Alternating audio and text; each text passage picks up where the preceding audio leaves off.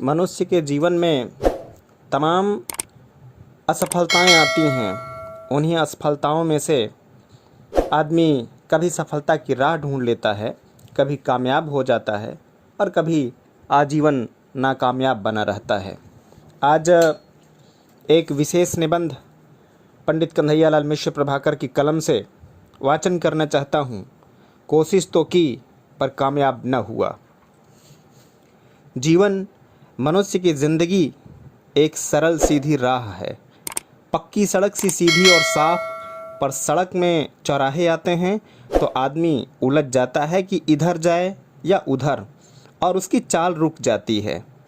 अब तक वह होता है एक कठपुतली कि जिधर जो चाहे चला दे वह चले, और कोई चलने वाला हो तो बस झांका करे, घिरे हुए बंदर सा, कभी इधर और कभी उधर। इस मनुष्य की ज़िंदगी में भी उस सड़क जैसे कुछ चौराहे ऐसे हैं कि वहाँ आकर आदमी उलझ जाता है कि यह ठीक या वह ठीक, और यह करें या वह करें। अरे साहब, आप जाने किन लोगों की बात करते हैं। यह सब हर बात में तर्क, हर बात में प्रश्नों की झड़ी और हर बात में सत्य अहिंसा के झमेले। हम भी 20 वर्षों से इसी धरती पर जी रहे हैं। हमारी ज़िंदगी में तो न कभी सड़क आई न चौराहा, बस खाते हैं पीते हैं मौज करते हैं। लो, ये आ गए महेंद्र साहब और मेरी बात के बीच में ही टपक पड़े। हूँ, ठीक कहते हैं आप। सचमुच मैं आप जैसे लोगों की बात नहीं कहता, मैं तो अपने ही जैसों की बात कह रहा था, जिन्हें पग पग पर सोचना पड़ता है और सोच कर ही हर पग चलना पड़ता है। आप जैसों की बात तो हमारे महात्मा तुलसीदास सदियों पहले कह गए हैं। यह क्या कह रहे हैं कि आप हमारे जैसों की बात महात्मा तुलसीदास कह गए हैं? तो क्या कह गए हैं वे, ज़रा बताइए तो। जी, वे कह गए हैं कि सब तो भले हैं मूढ़, सबसे भले वो हैं मूढ़, जिन्हें न व्यापै जगत गति। तो भाई साहब, आप तो उन लोगों में हैं जिन्हें जगत की कोई बात छूती नहीं, पर हमें तो जीवन के हर चौराहे पर चौकन्ना होकर के सोचना पड़ता है कि कहीं उलझ न जाएं। आखिर वे उलझने हैं क्या? उलझने चारों तरफ उलझने ही उलझने हैं सोचने वालों के लिए। आज हमारे हजारों साथी जिस उलझन में उलझे हुए हैं, उनमें से एक है कोशिश और दूसरी कामयाबी। आपकी इन्हीं बातों को तो मैं झक कहता हूँ। वाह, क्या छौंक लगाते हैं आप भी। दुनिया में 2 उलझने हैं, एक है कोशिश और एक है कामयाबी। मालूम होता है लाल बुझक्कड़ मरते समय अपनी खोपड़ी आपके यहाँ धरोहर रख गया है कि कभी स्वर्ग से वापस लौटा तो उसे ले लेगा, और आपके बातचीत से पता चलता है कि आप अब उस बेचारे को लौटने से एक कदम निश्चिंत हैं और उस खोपड़ी को रात दिन रगड़ रहे हैं। हमारे जीवन दर्शन की इतनी गहरी बात आपके सामने रखी और आप उसे लाल बुझक्कड़ की खोपड़ी की रगड़ ही बता रहे हैं। वाह वाह, बात भी कहे हैं तो बस आप जैसे कि कहे हैं कि अंगूर और समझे लंगूर। जी, यही बात है। आपने कहीं जीवन दर्शन की इतनी गहरी बात और हमने उसे लाल बुझक्कड़ की खोपड़ी के रगड़ बता दी। पर खैर, बता दी तो बता दी। अब आप हमारी गूढ़ गीता की एक भी बात सुन लो। कोशिश और कामयाबी ये जीवन की उलझने नहीं हैं, जैसा कि आप अभी कह रहे थे। इन दोनों के मिलाप से एक ऐसी दवा बनती है कि ज़िंदगी की सब उलझनें उससे अपने आप सुलझ जाती है। आज तो आप सचमुच बड़ी दूर की कौड़ियाँ ला रहे हैं महेंद्र साहब। अच्छा बताइए तो सही कि वह दवा क्या है जिससे ज़िंदगी की सब उलझनें आज सुलझ जाती हैं? दवा आप तो इस तरह उचक कर पूछ रहे हैं कि जैसे मेरी दवा हकीम पन्नालाल का खामीरा, मरवादीद वैद्य कृष्णदत्त का यकृत प्लिहांतक या विलायती डॉक्टर की निगोड़िन हो। मेरी दवा एक विचार है, एक युक्ति है, एक तरकीब है जो उलझनों को सुलझाती है। और उलझिए मत, लीजिए वह दवा है कोशिश तो की पर कामयाब न हुआ। वाह भाई, यह क्या खाक दवा है। यह तो एक पुराना बहाना है। यह बहाना है या क्या है, इसे समझने के लिए अब तक मैं जीवित हूँ। आपको बुद्धि का व्यायाम करने की ज़रूरत नहीं। आप सरलता के साथ मेरे अनुभवों से लाभ उठा सकते हैं। मैं अपने मोहल्ले में सबसे बड़ा आदमी समझा जाता हूँ, और मुश्किल यह है कि धन दौलत में ही नहीं, मनुष्यता में भी। सब लोग मेरे ऊंचे मकान से ही प्रभावित नहीं हैं, मेरी सज्जनता के कृतज्ञ भी हैं। आप मुझे बहुत भाग्यशाली कहेंगे कि मेरे हिस्से में धाम ही आया और नाम भी। पर मैं बड़ा ही बदनसीब सिद्ध होता अगर कोशिश और कामयाबी की दवा मेरे पास न होती। यह कैसे? आज तो महेंद्र साहब सचमुच आपकी बातें गूढ़ गीता से दूर की फिलॉसफी के घेरे में घूम रही है और आप तो अनुभवों के आचार्य हुए जा रहे हैं।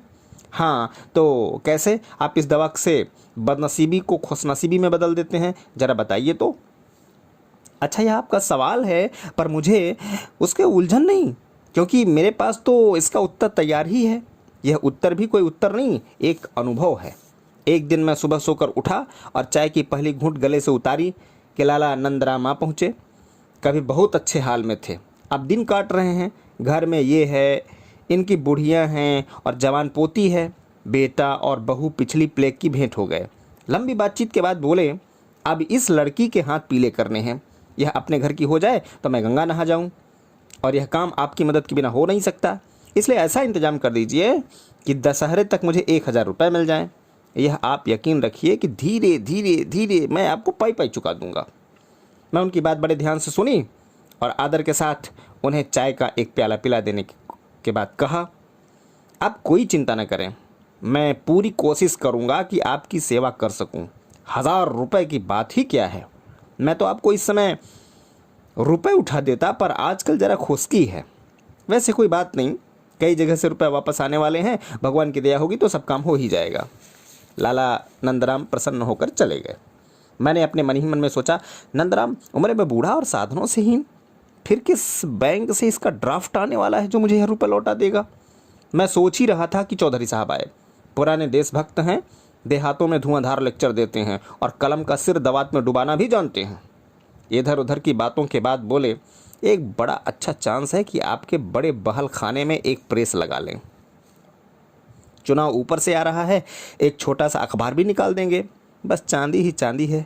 प्रेस में ज़्यादा से ज़्यादा 4-5 हज़ार रुपये लगेंगे और यह चुनाव कम से कम 10,000 रुपये दे जाएगा। प्रेस मुफ्त में पड़ेगा।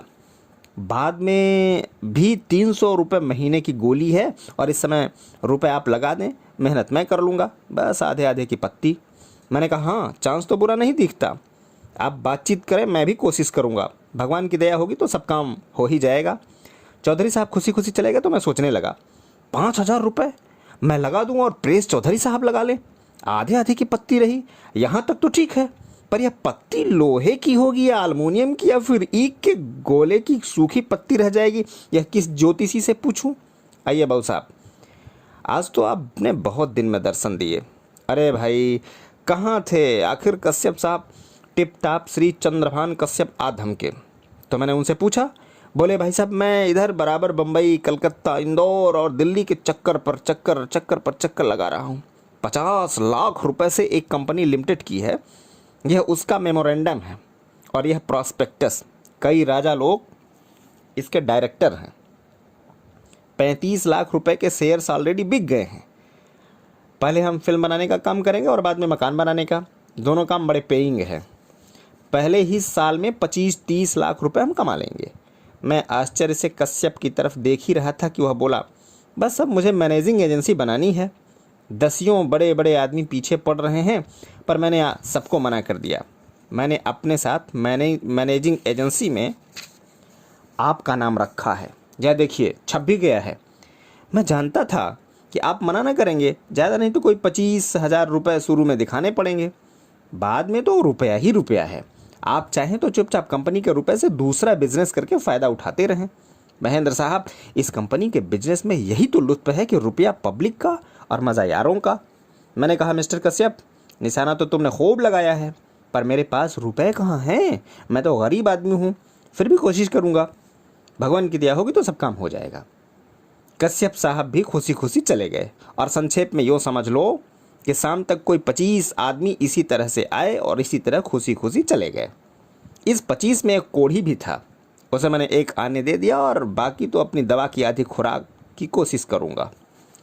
लेकिन महेंद्र साहब, आखिर ये लोग फिर तो आपके पास आएंगे और उस समय आप इन्हें क्या जवाब देंगे? मैंने पूछा तो महेंद्र साहब बोले, आपकी भी सारी उम्र चुकंदर ही रही।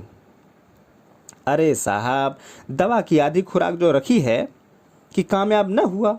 बात साफ है कि कोशिश तो की पर कामयाब न हुआ, यानी अब आप दूसरा कोई दरवाज़ा झांकिए। ठीक है, पर महेंद्र साहब, इससे वे लोग संतुष्ट तो हो ही नहीं सकते, क्योंकि उन्हें आपकी दवा की नहीं रुपयों की ज़रूरत है।